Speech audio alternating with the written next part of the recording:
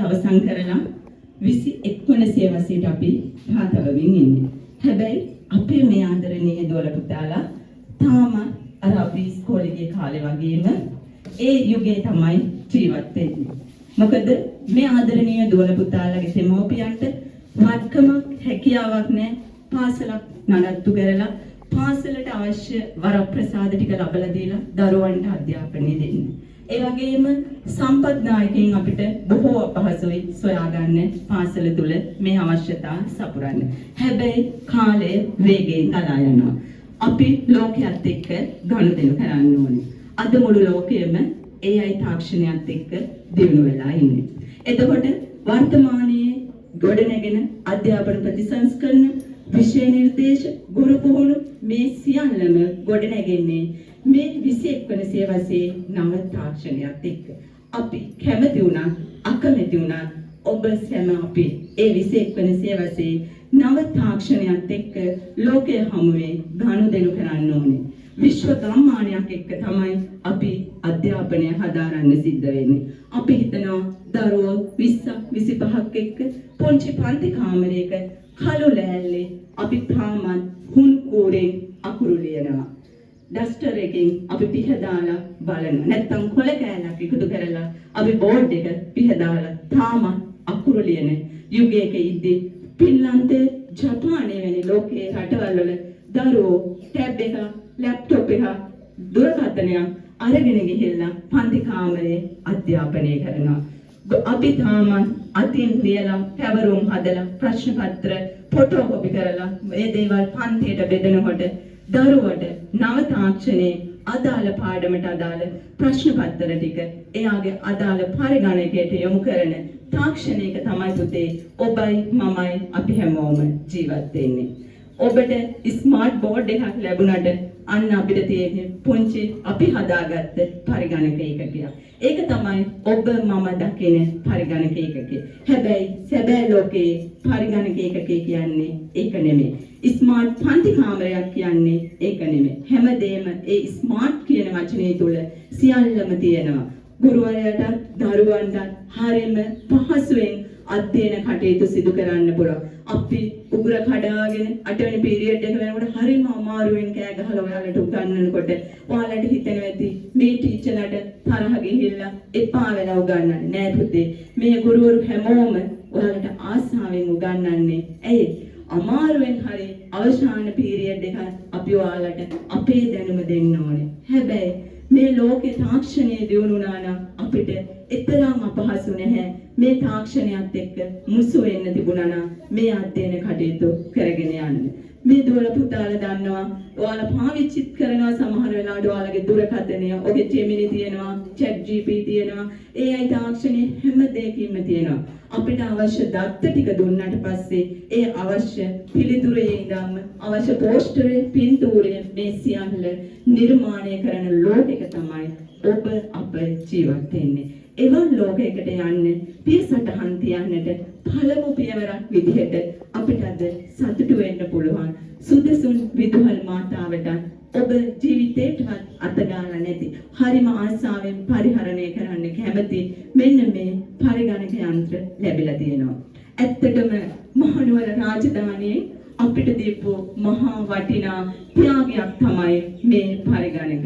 ඔබ සැමට අනේක වාරයක් පින් දෙන්න කැමති. මොකද මේ පුංචි දරුවන්ට 21 වෙනි සියවසේට පියවර තබන්නට, සනිටුහන් කරන්නට, මේ නව අධ්‍යාපනයත් එක්ක මුසු වෙන්න, ඒ අධ්‍යාපනය ලබන්න මෙවැනි අවස්ථාවක් සලසා දීම වෙනුවෙන් මේ සඳහා අපහා එක්කුණු ඒ වගේම අපිට මේ අවස්ථාව උදා කරලා දුන්න අද දින මේ උත්සව සභාවේ ප්‍රධාන ආරාධිත අමුත්තා ලෙස සැලකෙන දේවඩන නිලමේතුමාගේ සම්බන්ධීකරණ ලේකම්තුමා ජයම්පති වැද්දාගල මහතා ඔබතුමාටයි අප අමතමින් අදහස් ප්‍රකාශ කිරීමට මේ ගෞරවයෙන් යුක්තව වේදිකාවට ඇරයුම් කරන්නේ.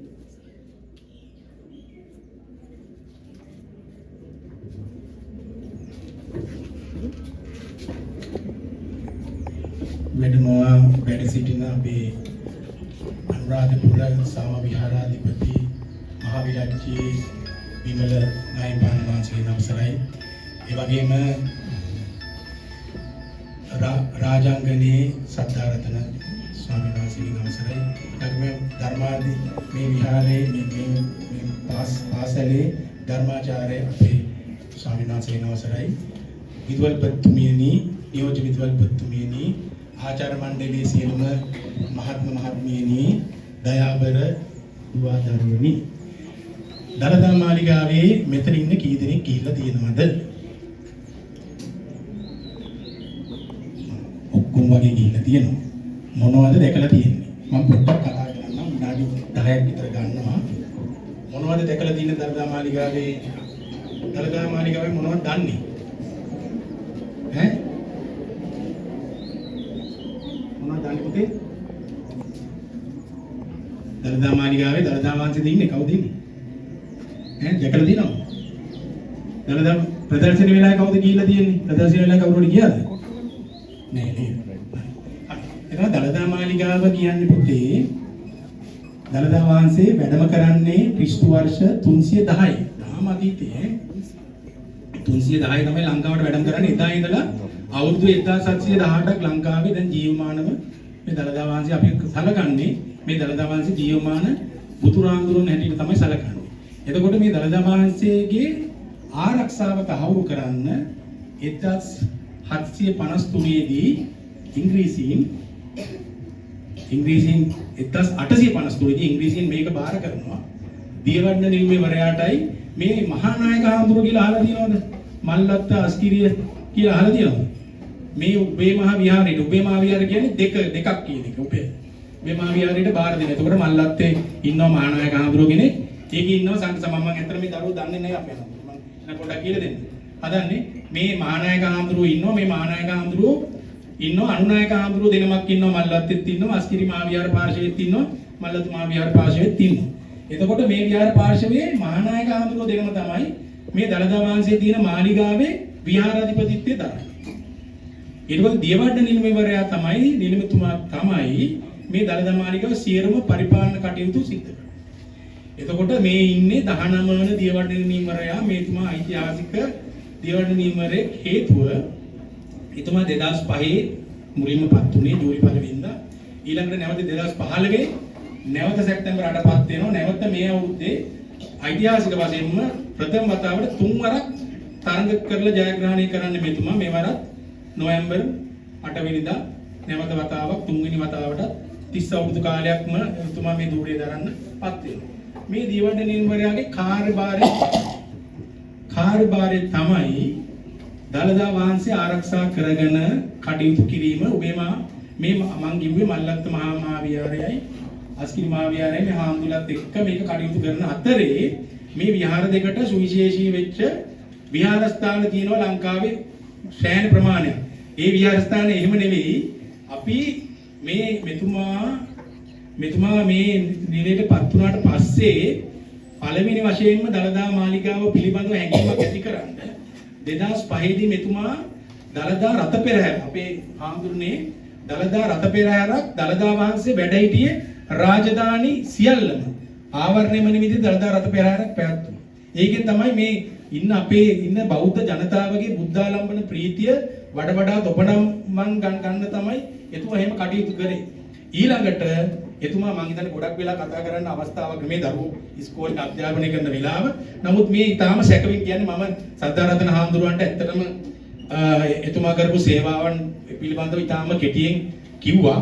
නමුත් ඇත්තටම මේක වෙලාව නෙමෙයි. නමුත් ඔබ අපේ පුතාලා දැනගන්න ඕනි දලදා මාලිගාවේ ඇත්තටම දලදා මාලිගාවේ ආයතනයක් විදිහට සෑහෙන වියදමක් දරන්න වෙනවා. දලදා දැන් ඔයගලන් වඳින්න යනවා. පොයේ දවසේ සිල් ගන්න යනවා.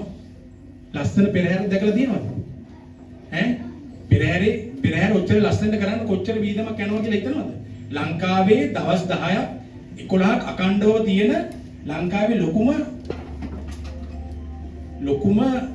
මොකද්ද? ලොකුම වැඩසටහන තමයි ඇසළ පෙරහැර මංගල්‍ය කියන්නේ. දවස් 12ක් තියෙනවා සෙල්ලමක් නෙමෙයි. දවස් 12කට එක දවසක් නිදාස් උත්සවය තනි දවසේ තියෙන ලොකුම උත්සවය. ඇසල පෙරහැර මංගල්‍යය කියලා කියන්නේ එලෙස් මහා සංස්කෘතික මංගල්‍යය. මේක දවස් 12ක් තියෙනවා. රැත් පෙරහැරක් තියෙනවා. ඒ කියන්නේ කුමල් පෙරහැර 5යි, රන්දෝලි පෙරහැර 5යි, රාත්‍රී පෙරහැරයි, දවල් පෙරහැර. ඉතින් 12ක්. පෙරහැර 12ක් තියෙන දවස් 12ක් වගේ තමයි. ඉතින් ඒක කරන්න අති විශාල පිරිසක් ඕනි, අති විශාල සංවිධාන ශක්තියක් ඕනි, අති විශාල මුදලක් ඕනි. ඒ එක්කම දෛනිකව දළදා මාලිගාව නඩත්තු කරන්නත් ඒ වගේම මුදලක් ඕනි, මාසිකව නඩත්තු කරන්නත් මුදලක් ඕනි. පැමිණෙන බැතිමතුන් දෛනිකව මම හිතන ආන්දරට මම පෙන්නුවා ඊයේ 27000ක් විතර ඇවිල්ලා තිනවා. අපි දෛනිකව ඒ ගණනය කිරීමේ කටයුතු කරනවා. සාමාන්‍යයෙන් දෛනිකව 15000ක පමණ ප්‍රමාණයක් අපේ විමලා හඳුන්නේ අපේ නායක හඳුන්නේ මාලිගාවට පැමිණෙනවා දෛනිකව. ඉතින් මේගොල්ලන්ට අවශ්‍ය සනීපාරක්ෂක කටයුතු ඒ සීලුම් දේවල් සඳහා විශාල වියදමක් දරන්න සිද්ධ වෙනවා. ඒ අතරේ වාරේ තමයි මම හිතන්නේ කවුරු හරි මේ මම හිතන පාසලේ සිසුවෙක් ශිෂ්‍යත්ව පාසල තිබිලා දරිද්‍රතාවයේ පිළිලා දරුවෙක් හිටියා නම් අපි ශිෂ්‍යත්ව වැඩසටහනටත් අහු වෙලා ඇති. එහෙම කෙනෙක් ඉන්නවද විදුවල් පොත්තුමේනේ අපි මේ දරුවෙක් කවුරු නැද්ද? ශිෂ්‍යත්වයේ ඒ ලකුණු මට්ටමයි දෙකම බලලා අපි ලංකාවේ ප්‍රාදේශීය ලේකම් කොට්ටාස 200ක ළමයි 2000කින් මේ දැනට 4000කට අපි විනායකවරුන්ට කිව්වා අපි ශිෂ්‍යත්ව මොකද දළදා මාලිගාවෙන් කරන දේ දන්නේ නැහැ. ඒක තමයි ඔබ වහන්සේ දැනගන්න කලින් තමයි මම හිතන්නේ නිකුත්වාඩ දොස් කිව්වේ. නමුත් ඇත්ත වශයෙන්ම අද තමයි මම හිතන්නේ ආන්දරු හරි දේ දැනගත්තේ. ඉතින් ඒක තමයි මේ ගොඩක් අය කාගේවත් කිසිම දෙයක් ගැන දන්නේ නැති කෙනෙක් තමයි එහෙම තොරතුරක් එන්නේ නැතුව තමයි අපි ගන්නෙ. නමුත් මේ තාක්ෂණය යොදා ගන්න පුතේ මේ තාක්ෂණයේ තියෙනවා හොඳ පැත්තකුත් තියෙනවා නරක පැත්තකුත් තියෙනවා. දැන් ඕගලන්ට ගණිතේ ගුරුවරයෙක් නැහැ කිව්වා. ගණිතේ ගුරුවරයෙක් නැහැ කියලා විදුවල්පති මේක. එතකොට ඕගලන්ට මේ ගණිතය නෙමෙයි හැම විෂයකම පාඩමට අදාළ මේ YouTube වල තියෙන ඕන තරම් ඒ පාඩම් කරන විදිහට එක එක ආකාරයෙන් කරනවා බලන්න පුළුවන්. ඒ නිසා ගුරුවරයෙක් නැහැ. Tamanට තමයි පුතේ මේ අවස්ථාව තියෙන්නේ හොඳට මතක තියාගන්න. දළදා මාලිගාවේ කෙනෙක් ඇවිල්ලා කියලා ගියා කියලා එක්කෙනෙක් හරි ළමයි 10 දෙනෙක්වත් අඩුම තරමේ උසස් පෙළ කරලා විශ්වවිද්‍යාල මට්ටමට ගිහිලා විවිධ රැකියාවල ගුරුවරයෙක් හරි කමන්නේ. වෛද්‍යවරයෙක්, ඉංජිනේරුවෙක්, නීතිඥවරයෙක් නැත්නම් වෙනත් ආකාරයක දක්ෂ කෙනෙක් වෙන්න කියලා මම ප්‍රාර්ථනා කරනවා ඔයගලන්ට. වැඩි වෙලා ගන්න නැහැ. ඒ නිසා දළදා මාලිගාව මේ පහුගිය අවුරුදු 20 තුල කරපු සේවය කරන්න කියපු පුතේ මට වෙන වැඩක් කරන්න නැහැ. ඔයගලන්ට ක්ලාස් 5ක් විතර කරන්න වෙනවා. ඉතින් ඒක ගැන මම කියන්නේ නැහැ. ඒ නිසා අපේ වර්තමාන දීවන්නිතුමාත් එක්ක ඒ කාලෙම වැඩ කරපු කෙනෙක් විදිහට එතුමාත් එක්ක මේ කරපු හැම සමාජ සත්කාරක සේවාවක් අපි කැපිලිගොල්ලෑවේ 2009 පෙබරවාරි 2 වෙනිදා මට මතකයි හොඳටම. මොකද මගේ මට එක දරුවා ඉන්නේ. දරුවා ඉපදුනේ පෙබරවාරි 4 වෙනිදා. පෙබරවාරි 2 වෙනිදා තමයි උත්සවය කරේ කැපිලිගොල්ලෑවේ. එතකොට මේ යුද්ධයේ අවසාන වකවානුවේ ඊටාම කැපිලිගොල්ලෑවේ සීලෝ විහාරස්ථාන පාසලේ මධ්‍යම විද්‍යාලයේ තිබුණේ.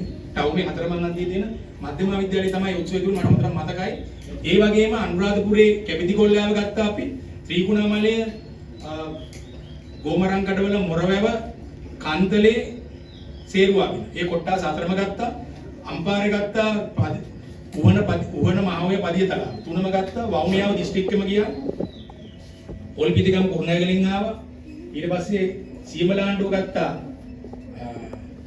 මොනරාගලින් ඔය වගේ ලංකාවේ දුෂ්කරම දිස්ත්‍රික් වල මොනවද දේවල් නිතිමා කරලා තියෙන්නේ කියලා අහන්නේ දැනගන්න දරුවනේ. ඒ හැම තැනකම විහාරස්ථාන වලට ගිහිල්ලා අපි කණ්ඩායමක් විදිහට ගිහිල්ලා අපි හැම පන්සලකම ගියා අපේ හාමුදුරනේ. සමහර වෙලාවට පන්සල් වල හාමුදුරෝ සැතපෙන්න තැනක් නැහැ. සැතපෙන්න ලී මැස්සක දානයක් නැහැ. මොනවත් නැහැ. කිලෝමීටර් 6-7ක් පයින් ගිහලා තියෙනවා අපේ හාමුදුරනේ. අපි එහෙම ගිහිල්ලා තමයි ওই විහාරස්ථාන සංවර්ධන වැඩසටහන් කරේ.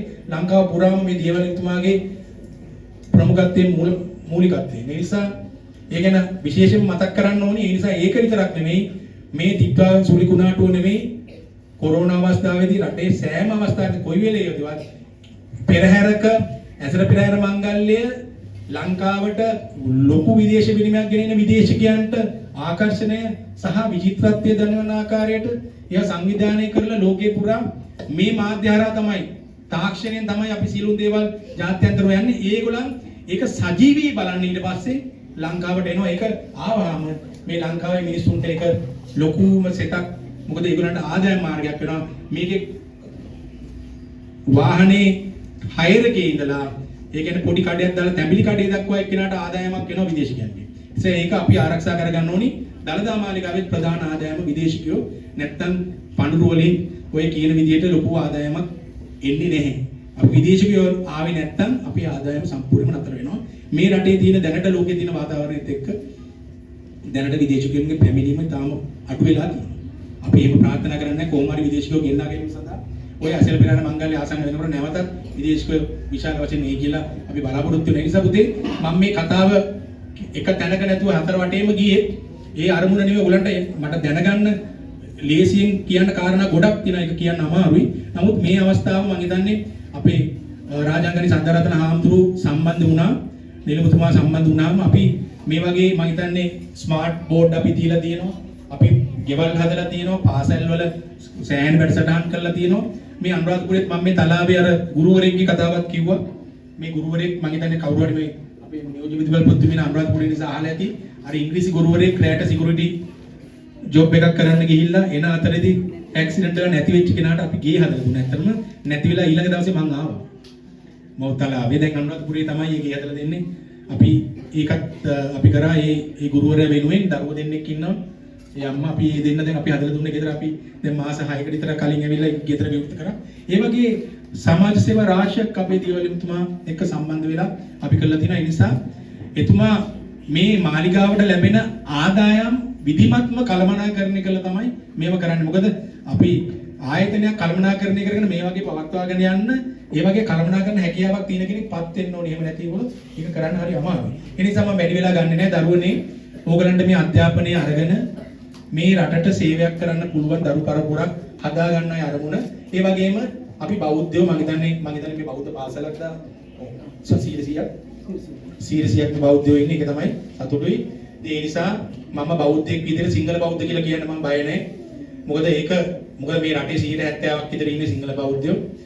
ඒ නිසා මේ රට හැමදාම ආරක්ෂා කරගත්තේ මොන උදවරාවත් මේ අපේ ගෞරවනීය ස්වාමින්වහන්සේලා උන්වහන්සේලාට මම කවදාකවත් දොස් කියන්නේ පෞද්ගලිකව එහෙම කියන්නේ. ඒ නිසා මම ගොඩක් වෙලාවට උන්වහන්සේලාට ගරු කරනවා. මොකද මම සෑම වෙලාවට ගරුතර නායක ස්වාමීන් වහන්සේලා ආශ්‍රය ඉස්ත්‍රි කරගෙන අපි ඉන්නේ. ඒ නිසා ඔබේ මහා විහාරයත් එක්ක ඒ ස්වාමීන් වහන්සේලාගේ ඔබේ මහා විහාරයේ මහානායක මාහිමිපාණන් වහන්සේලා දෙන මතක් කරන්න ඕනේ.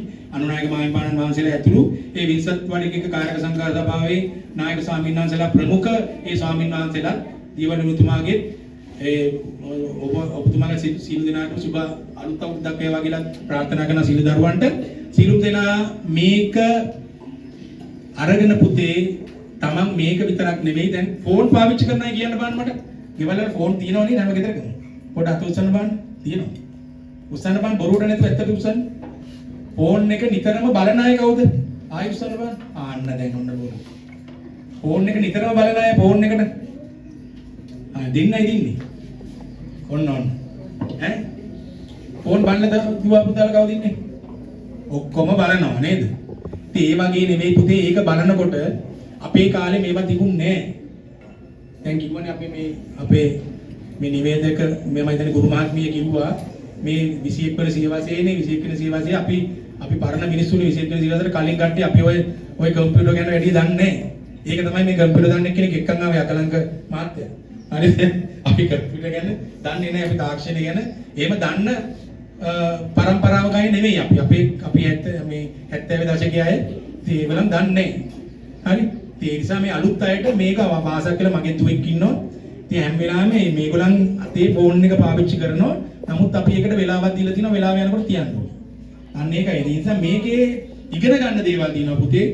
මේකේ සාහිත්‍යයේ ඉඳන් ඒ අය වල තියෙන ඉහළම දේ දක්වා ඉගෙන ගන්න පුළුවන්. ඉතින් ඒවයි හොඳ දේ විතරක් ගන්න.